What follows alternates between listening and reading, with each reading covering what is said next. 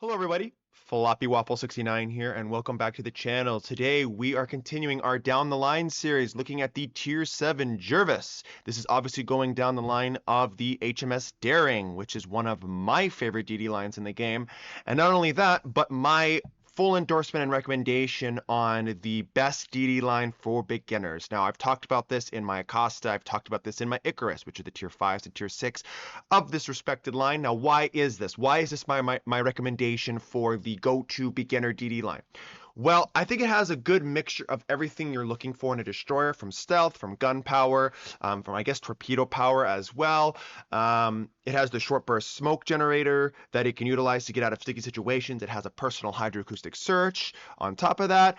And it also, at Tier 9 and 10, gets a little bit of a heal, which is super nice and flexible. So just all in all, this encompasses everything I would like in a destroyer player, especially with someone that's just not too familiar with how DDs work necessarily per se. And it kind of allows me more tools at my disposal so that the better I get at destroyer players, the more and more I can master this specific line, which is only going to get better and better and scale very well with your overall skill and knowledge as a player. So that's why it has my full and utter endorsement and recommendation for the go-to DD line in the game. But with that aside, with this down the review, we've arrived at the Jervis. Now, I will acknowledge this right off the get-go. This, in my opinion, of this entire line, starting from Tier 5 going down to Tier 10, this is probably the hardest destroyer to play in the line.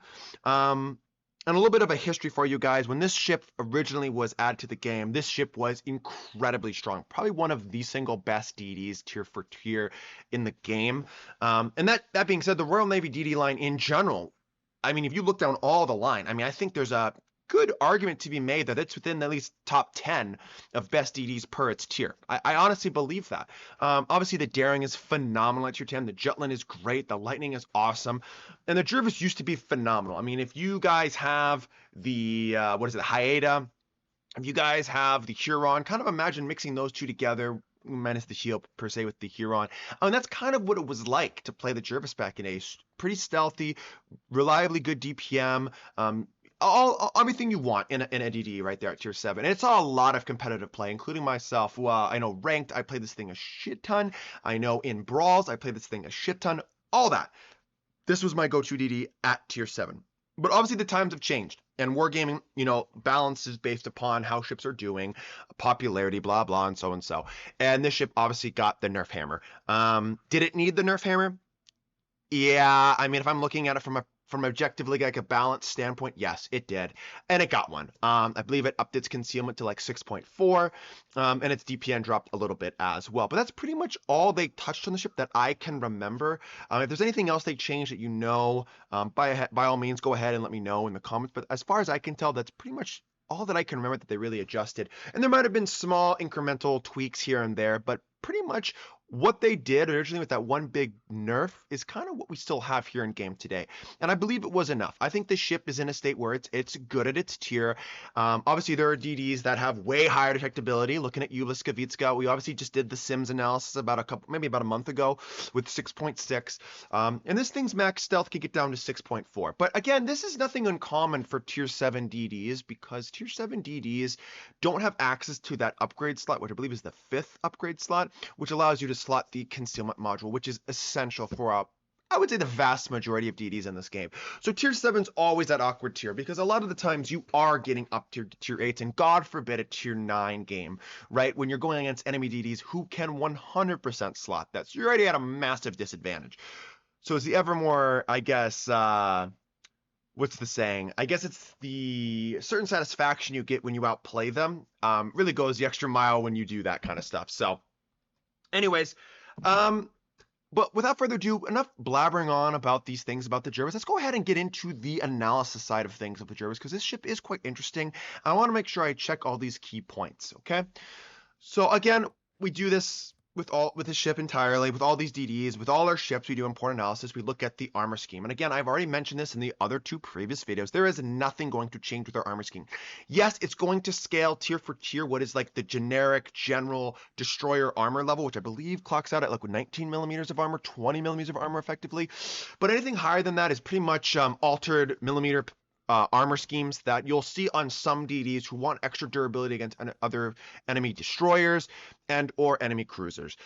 You'll see that, like I know one off the top of my head is like the Ragnar. The Ragnar has some improved armor plating. The Havarosk obviously is known for that as well. Those 2 Ds to name a couple. But basically the whole Daring line, you're never going to see any improved millimeter armor plating on these DDs. Everything's going to be standard from a 16 millimeter nose, a 16 millimeter midsection, and a 16 millimeter aft end plating. Pretty standard for DDs at this tier and moving up the tech tree as well. Going into that survivability for the Jervis, okay, we are clocking in at 14,300, which actually is on the higher end, I believe, if I'm not mistaken. And I'm trying to just find it on here just to make sure that I have all my numbers correct, because I mean sometimes I could be wrong with these numbers. Let me go to my ships here.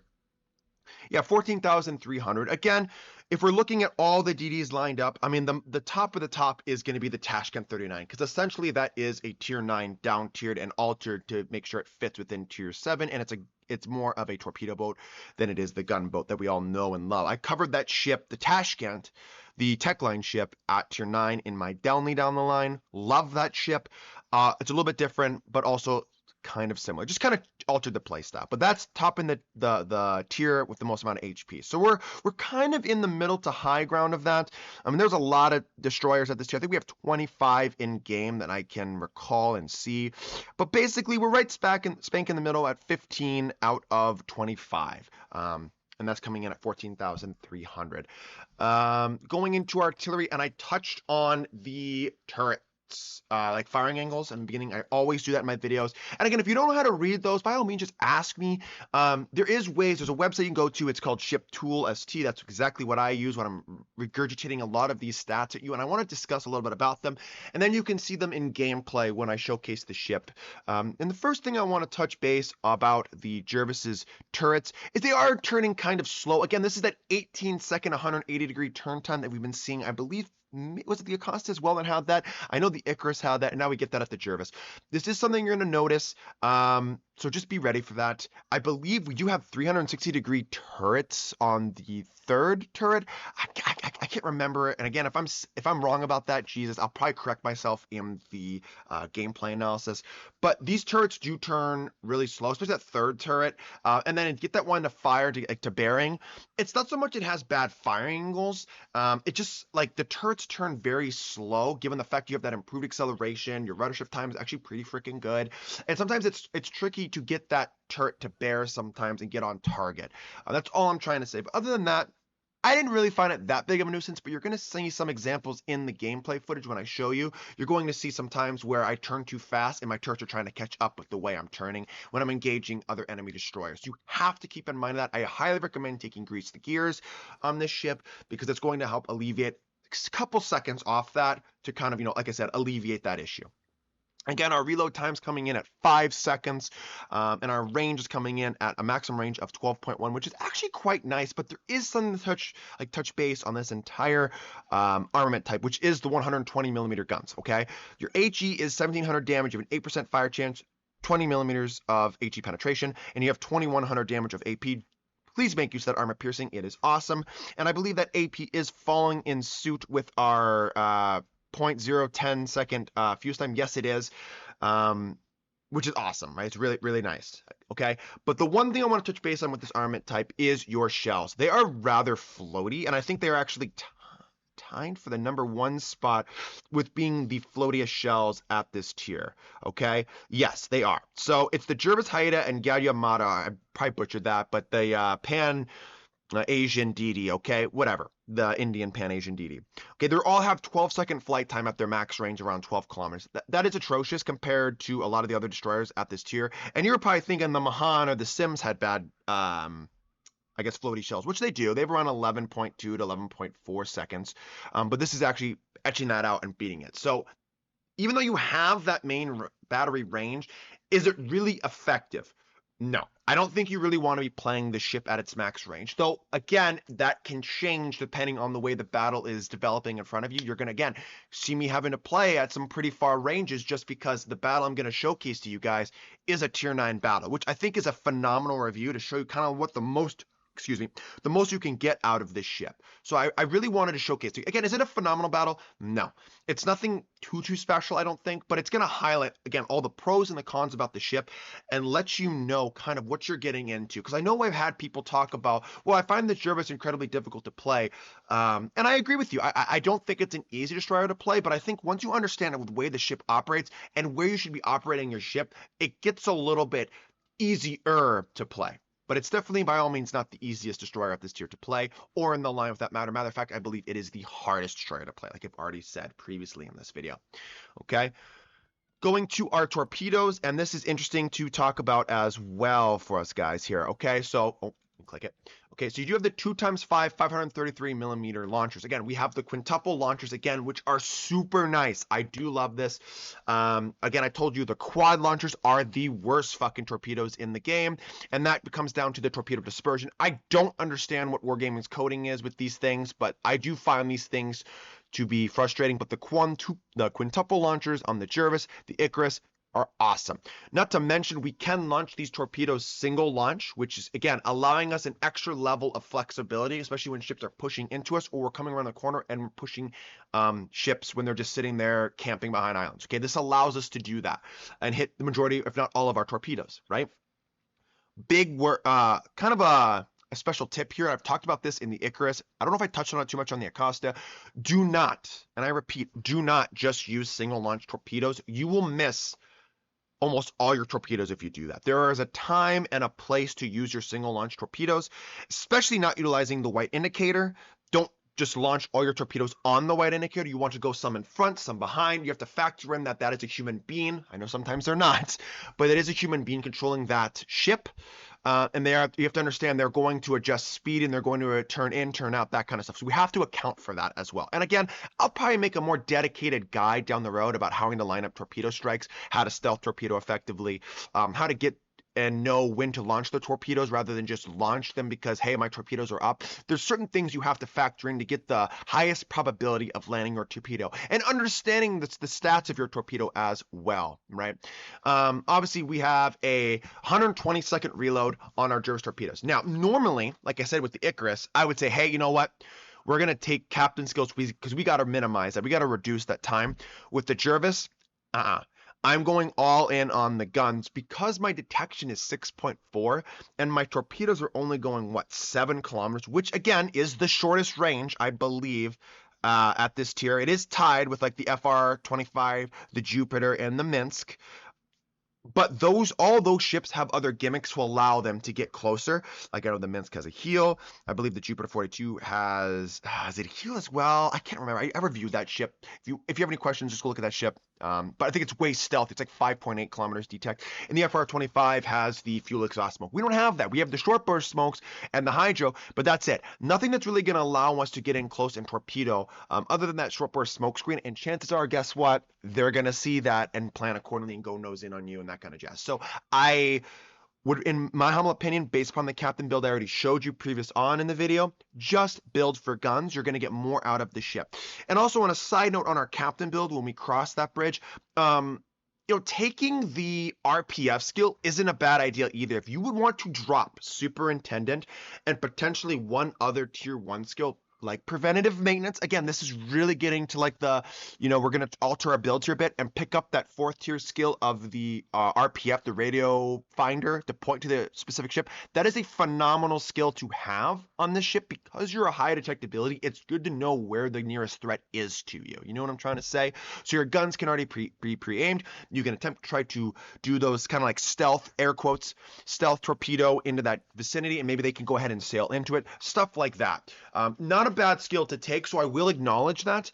But we're not playing the ship as a full-on torpedo belt or torpedo boat like the Shimakaze, for example, where I would 100% recommend that skill. So that's going to be on you as a commander. If you know how to utilize that skill to its fullest and have that little safety net on your, behind your back, by 100 means, or by all means, by 100% means, whatever you want to call it, go ahead and take that skill. Okay, but going back to the torpedoes, we have a 7-kilometer range, 15,733 maximum damage with a speed of 59 knots and a detectability range of the 1.2 kilometers, which is giving us about a 7.6 second reaction time. These torpedoes can be seen, again, in a world of submarines, in a world of everyone rocking hydroacoustic search, not defensive AA, because defensive AA is kind of meh. These torpedoes are going to be hard to make, to work, basically. You're going to have to isolate targets, understand if that ship has hydroacoustic search on it, ship that you're trying to torpedo, and kind of plan accordingly, because usually I would say you're not really going to utilize these torpedoes too much, just because the smaller, like the shorter range on them, your higher detectability, and you're going to be more gun focused, right? That's just how it's going to be. Going forward to the depth charges, again, I've mentioned this a lot. The depth charges are 5,000 damage a pop. These ships are excellent. I mean, excellent submarine hunters. Again, you don't have the air ASW, so therefore you're already going to be weaker per se, because you can't drop from range and theoretically guess where that submarine's going to be going. You're going to have to sail over or near the vicinity of that sub in order to drop your depth charges. So it's going to be already harder anyways to do that, okay? You do have an 800-meter radius around your depth charges. A lot of people don't understand how depth charges work and the radiuses. Obviously, the Royal Navy being the utmost peak, the pinnacle of best ASW in the game, I think, hands down. Again, other ships, you can get the right skills to min-max them, but I'm talking like just base stats. They are phenomenal, okay? You're going to have a 42% flood chance on those depth charges and a 20% chance to set a fire. You're going to be doing that regardless, if not kill the damn submarine, because you're doing 5,000 damage a pop. And you have 2 attacks, and they go ahead and drop 10 bombs per charge, so that's a total of 20 bombs going to be dropped with 2 intervals, right, of charges, right? And you have a 40-second reload time on that. These are phenomenal. ASW ships or depth charge ships, so please make use of that. Again, there's a certain way to hunt submarines and there's a wrong way to hunt submarines. The wrong way is in the beginning of the game to sail right at the submarine, because if I'm that sub player, I'm going to periscope depth or I'm submerging. You're going to shoot me, or I'm going to spot you for the enemy team, and then I'm going to submerge again, and you're going to be spotted for my teammates. Okay, there's a right way and there's a wrong way. So again, there are plenty of videos on YouTube about how to hunt submarines effectively. I will go ahead and make one way down the road after I'm done covering a lot of other ships and stuff I want to cover. But right now, you have to take my word for it. This is what this is kind of how I go about it. So you're more depth charges are more if submarines royally fuck up or late game rather than early to mid game, because there's too many ships that the submarine can technically spot for that can nuke you and end your game earlier than at late game. So. Okay, going into the AA defenses, I'll be honest with you guys, it is shit. The AA on this thing is not very good. Do not expect to shoot down hardly anything besides maybe the 1 or 2 planes. but you do have that short burst smoke generator, which you can go ahead and pop and conceal yourself, which is going to allow you the flexibility to fall on and off detection. Okay. Maneuverability, okay, and this is a big thing. This is a big thing with this line in general, and this is something worth talking about always. We have top speed of 36 knots. Again, not too bad, but it's on the slower side. I'll show you why. Turning circle radius of 590 meters with that rudder shift time of 2.8 because my rudder shift is upgraded because it has the built-in propulsion mod already on it. We've seen this already on the Icarus Acosta. This line has it. It is super flexible and it's awesome. And it's actually going to allow you to throw off a lot of incoming shells and torpedoes if someone has even dumb enough to try to torpedo you because you can juke them so hard with your engine. Okay, and that white indicator is going to be flying all around. Your acceleration is 6.9, which is the top, the best at the tier, tied with the Jupiter 42. And I'm going to show you great examples in game how to utilize this. I'm basically almost non-stop when I'm detected pressing my WSW, SSW, whatever key to throw off my engine power to juke. It is so hard to hit this thing effectively. I've been on the opposing end trying to shoot the damn Jervis, and the Jervis especially because it's usually spotted because it's a little bit more detectable, right? It is so freaking hard to shoot this thing at time, guys. You really have to you have to have a lot of game knowledge and be lucky enough to know, oh, this thing's going 3/4 speed or he's going half or quarter and just like plan accordingly, right?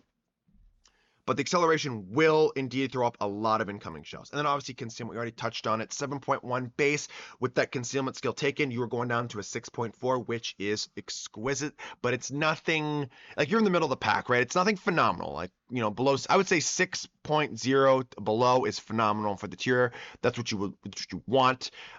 Anything higher than, 6.4, so we're talking like 6.5, 6.6, that is on the higher end. So this thing is in the middle.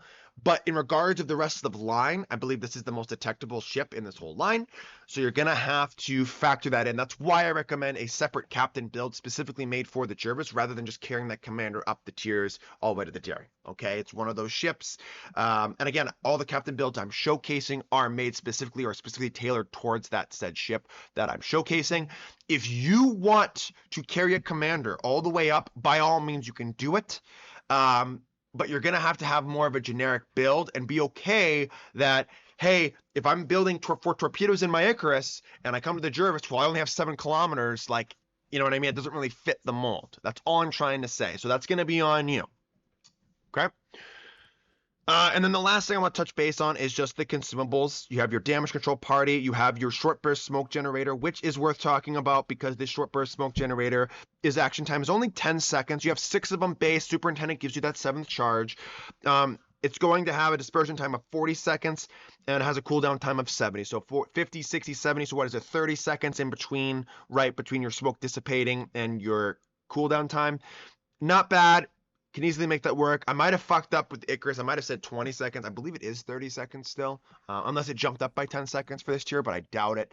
And you have the smoke radius of 600 meters, which is super nice, guys. That is a bigger smoke bloom that's going to conceal more ships. So theoretically, you could come in, pop it, conceal a cruiser for yourself, and say, hey, guy, you have 40 seconds to utilize this to disengage and pull behind the island. By all means, you can do that.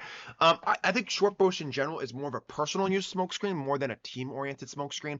And again, if you so happen to accidentally pop it like I did in the Icarus video a lot, it's really not detrimental because you only have it backed up. You have it back up in 70 seconds, right?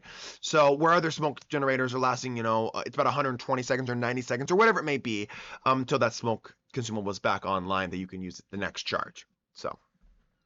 And last but not least, you do have in that 3rd slot that short-range hydroacoustic search. You have 3 uses base, 4 with superintendent. Its action time is 180 seconds, ship detection range of 3 kilometers, torpedo detection range of 3 kilometers, and your cooldown time of 120 seconds.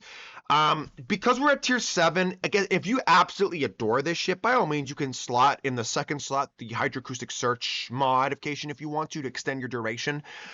For me, I don't play this ship enough. Even though I used to, I don't play it enough anymore. And it's a tier 7 ship, both those reasons. I don't really slot it. I don't want to spend the coal on it, though I understand that you could if you absolutely adore this ship. But just me personally, I don't really find it too necessary.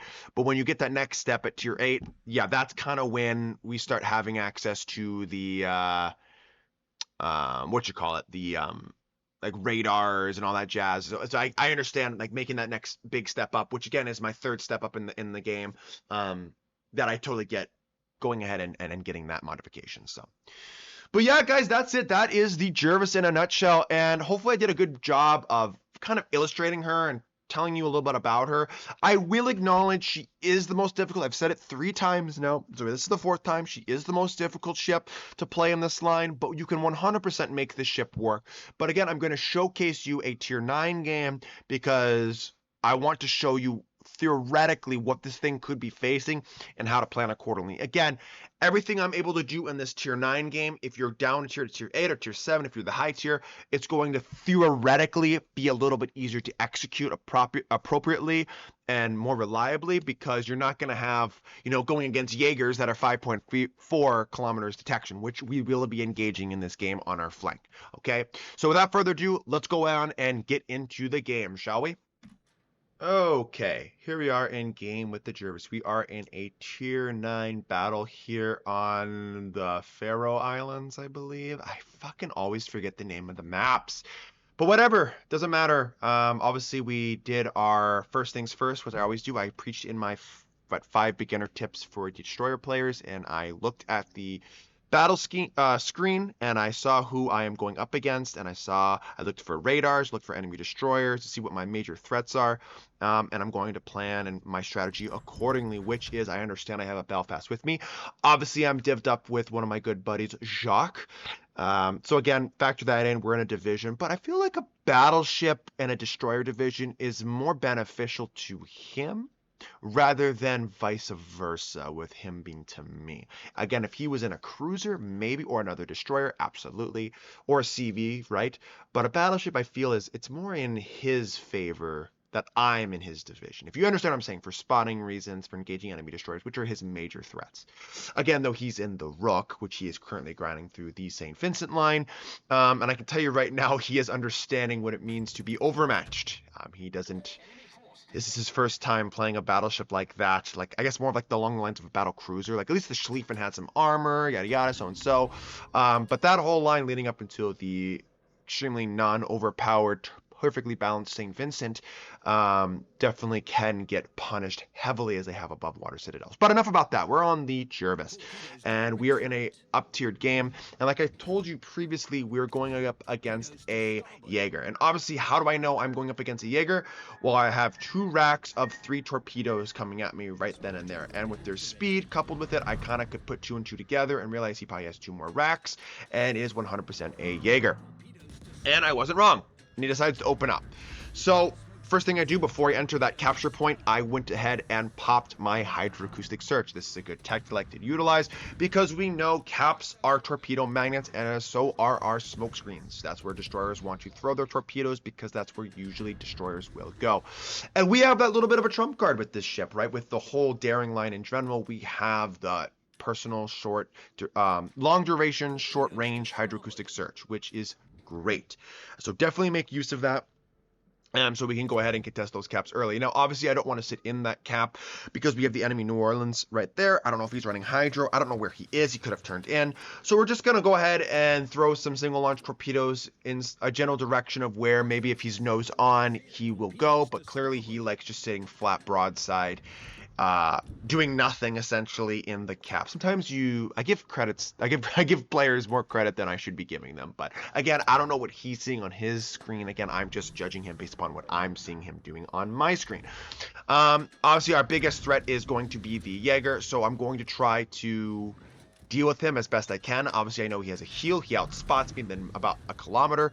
And he has allies. He's had 2 battleships and a cruiser over here that can help him. So it's going to be kind of an uphill fight to engage this guy. So I'm really going to have to outplay them. So my main thought was, I don't want to trade too much HP here in the beginning. So I'm going to send a couple salvos out, smoke up the fall-off detection, and then leave my smoke screen on the back end of it. But I can still utilize that smoke screen to farm.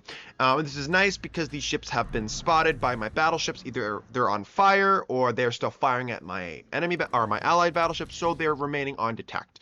My big thing is, though, I want to make sure I can light up that Jaeger for my Belfast. He's the big ship that's going to try to support me as best he possibly can, and he's in a pretty good position to do so. I just feel bad, and hopefully he understands that the Jervis, again, when I'm fighting a Jaeger, this is like going up against your counter almost, just because he outspots me by so heavily that it's really hard to engage this guy. So again, you have to be careful of the acceleration, because I almost accelerated right into those torpedoes, but good thing I had the foresight to zoom out and not stay zoomed in, and I was able to stop and slow down so I don't get smoked by a torpedo. Because again, if I eat that one torpedo, guys, my game is, I don't want to say it's almost over, but it's almost over. You know what I mean? It's really hard, especially as a low tier DD, guys. You have to play so incredibly conservative and smart to really win these games, or at least just survive and do something in them. Okay, I think destroyers, I mean, the only destroyer tier I think really gets like hardcore fisted is tier 7 when it gets up tiered, just because we talked about that whole lack of concealment module that can be mounted. I mean, yes, there is the exception. I believe the Z39 is one destroyer that can go ahead and mount it. I don't know why Wargaming did that. The cruiser, the Belfast, can go ahead and mount it, but in general, what 99% of the destroyers cannot mount that, right? So that's why it's a really hard up tier for tier 7 DD. But most of the time, DDs don't really up tier that poorly, I think, just because they rely more on stealth, so there's more room to and more flexibility with their class. Whereas like cruisers, yikes, you don't get a heal, and you're going against cruisers that get a heal and bigger guns, and then obviously battleships are usually spotted, but again, they usually have a heal too, and they can usually camp more in the back of the map. So again, it's mainly, again, the cruisers, right, again, that have the hardest playstyle. Again, I am a cruiser lover, I am a cruiser main.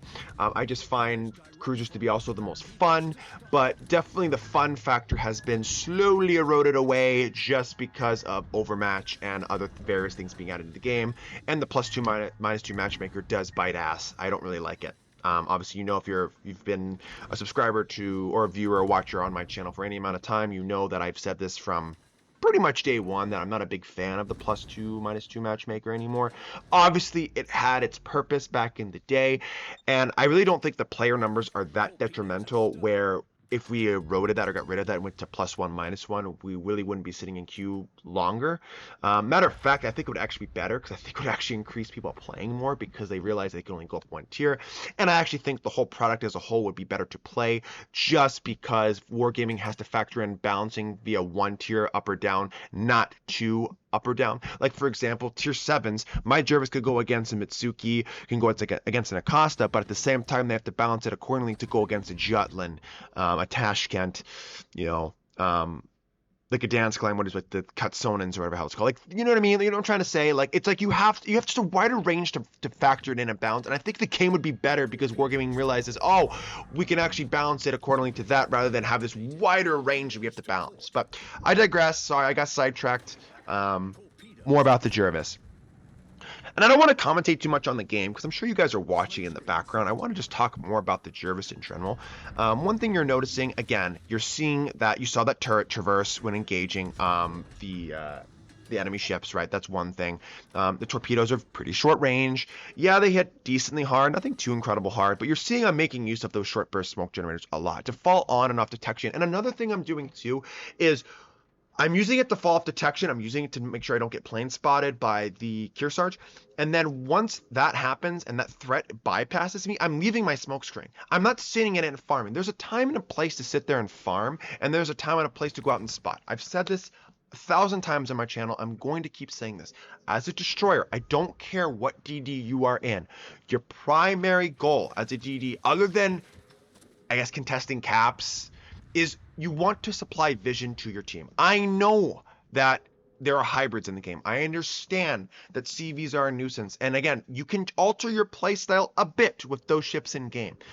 But your primary task should be identifying where enemy destroyers are. So it allows your cruisers and battleships to plan and position accordingly, and just applying vision, because they can't shoot what they can't see. And if those ships, if you're sitting in smokescreen and they're shooting and they can't spot them because they're hiding behind islands or whatever the fuck it is, like, it's only going to be detrimental to your team, and that's damage that's not being traded away. This game comes down to trades. Trading your HP for enemy's HP, and you want to make sure that you're trading as little HP as possible for as much HP as possible on their end. Here's a good example of the turrets traversing when you're seeing. Again, the turret angles aren't terrible, but you can see how they have to just slightly behind my really good acceleration and my rudder shift time as well, right? And it's throwing off a lot of enemy salvos is another thing too, which is super nice. But again, being said, these ships are very good at engaging enemy destroyers, and that should be one of your primary goals. I mean, not every destroyer should do that, like obviously looking at you, Shimakaze, and you know, stuff like that, but like your main goal should be trying to eliminate enemy DDs, because DDs by far have the highest carry potential in the game. They're the reason you win or lose a game, with the you know, I guess exception or whatever of CVs. I will acknowledge that. I think CVs do kind of counter that, inhibit that a lot. But again, if you can play around that aircraft carrier and outplay him, which is it's hard to do, in the essence that all the cards are in the hand of the CV player, you can very much carry your team to victory and increase the likelihood of your team winning. Okay. Obviously, here's a good example. There's only 3 enemy ships left. Again, I'm not taking credit solely for this game. Like, obviously, we had a bunch of good players and people did what they need to do, especially like our Massachusetts, for example. But again, we played this methodically. We outthought our opponents, and we still have a little bit more than half HP of our ship, which is actually pretty solid, right? But again, notice how I launch 1 rack of my normal spread, and then I go ahead and follow up with my single launches.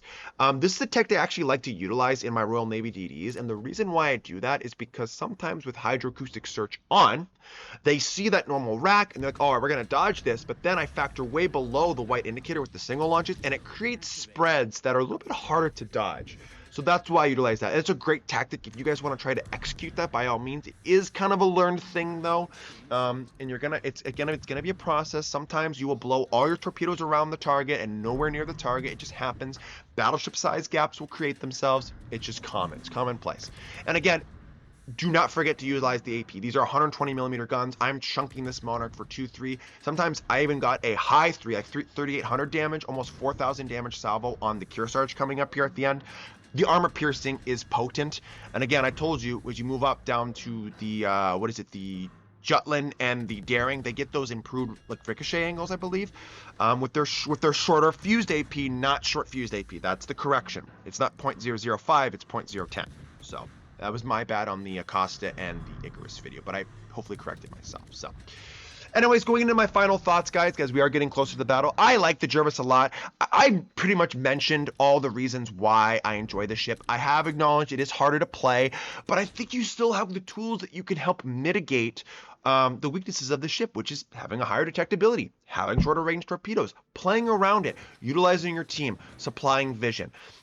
Yes, you have a 5-second reload. Yes, your shells are floaty, but you could still make them work. You still have 8% fire chance or whatever it is, and you have pretty hard-hitting AP if you get able to get broadsides. There's a lot of stuff you can do with this ship that I think is just getting overlooked and encompassed because it's harder to play. People think it's shit, and it's really not. Just look at it as a challenge is what I'm trying to tell you. And yes, I acknowledge it is a bit of a challenge, but the better you get at destroyers, the better this ship will feel. And especially when you have less ships, like in competitive gameplay, this ship really elevates its gameplay and fun factor in total. So anyways, guys, thanks for watching the video. Please like and subscribe, and I will catch you all in the next one. Peace out.